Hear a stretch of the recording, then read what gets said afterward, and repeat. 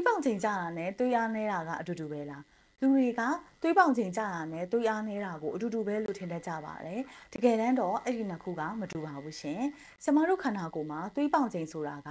နှလုံးကတစ်ချက်ညှစ်ထုတ်လိုက်တိုင်းမှာသွေးကြောထဲမှာရှိလာတဲ့သွေးဖိအားကိုသွေးပေါင်ချိန်လို့ခေါ်ပါတယ်သွေးအားဆိုတာကတော့သွေးထဲမှာရှိတဲ့သွေးနီဦးသွေးဖြူဦးနဲ့ပလိတ်လက်ပမာဏကိုသွေးအားလို့ခေါ်ပါတယ်ရှင်။ကျမဥပမာတစ်ခုပြောရမယ်ဆိုရင်ရေဓာတ်ခန်း6တဲ့ဖြစ်စဉ်မှာဆိုရင်လူခန္ဓာကိုယ်မှာသွေးပေါင်ချိန်ကကျတယ်ဆိုပေမဲ့အဲ့အခြေအနေမျိုးမှာဆိုရင်ကျမတို့သွေးနီဦးပမာဏကတော့များနေတာကိုတွေ့ရမှာပါ။ခန္ဓာကိုယ်ဖြူဖြော့ပြီးတော့သွေးအားနည်းတာမျိုးဆိုရင်တော့သွေးနီဦးပမာဏတွေကနည်းနေနိုင်ပြီးတော့သွေးပေါင်ချိန်ကတချို့အခြေအနေတွေမှာနည်းပြီးတချို့အခြေအနေတွေမှာများနေတတ်တာမျိုးလည်းရှိပါတယ်ရှင်။သွေးထွက်လွန်ပြီးတော့သွေးဆုံးရှုံးတဲ့ဖြစ်စဉ်မှာဆိုရင်ကြတော့ကျမတို့ခန္ဓာကိုယ်မှာသွေးပေါင်ချိန်လဲကျသလိုသွေးအားပမာဏတွေကလည်းရောကျနေမှာပဲဖြစ်ပါတယ်။နောက်ထပ်အခြေအနေတစ်ခုကတော့သွေးပြစ်တဲ့အခြေအနေမျိုးပါ။သွေးပြစ်တယ်ဆိုရင်တော့ခန္ဓာကိုယ်မှာသွေးအားပမာဏတွေကများနေတယ်လို့မျိုးပဲသွေးပေါင်ချိန်ကလည်းများနေမှာပဲဖြစ်ပါတယ်ရှင်။ဒါကြောင့်မို့သွေးပေါင်ချိန်ဆိုတာဘာလဲသွေးအားဆိုတာဘာလဲဆိုတာမျိုးကိုခွဲခြားသိလိုက်မယ်ဆိုရင်တော့